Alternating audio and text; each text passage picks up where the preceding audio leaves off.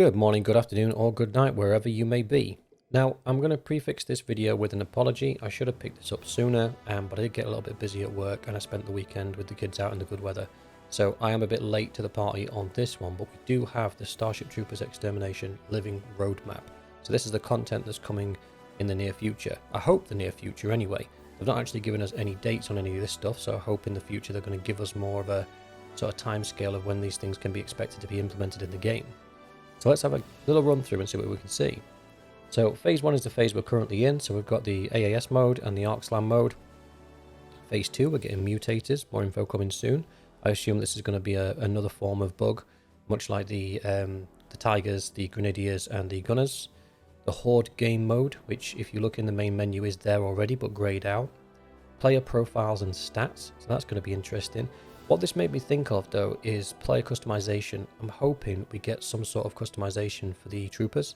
That would be really cool. Not anything that's going to like Destiny style or Warcraft style where it adds stats and bonuses and things, but more just cosmetics so you can make your trooper like your own. That'd be interesting.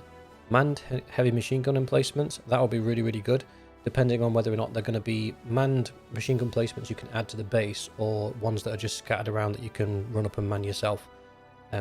That will depend on whether or not they're going to be pretty fun to use or strategic in their use, or they're just going to be something to have a little bit of fun on. A new playable zone on the Valaka map.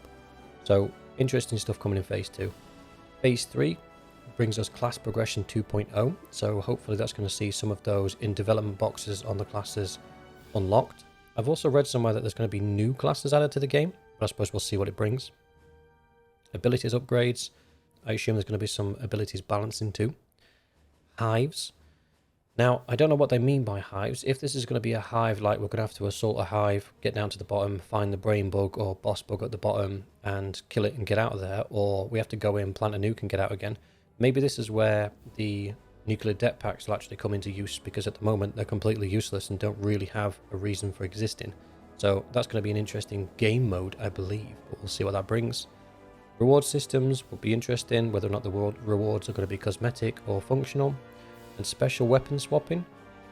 I don't know what they mean by special weapon. I don't know if they mean the rocket launchers that you can pick up, or they're going to add more special weapons into the game, because at the moment the only one that I'm aware of you can pick up is the rocket launcher, and the only class that has a weapon different to the other classes will be the assault and operator class has got the Hawkeye but the Bastion doesn't, and then the operator class has got the grenade launcher and the Hunter and Bastion doesn't.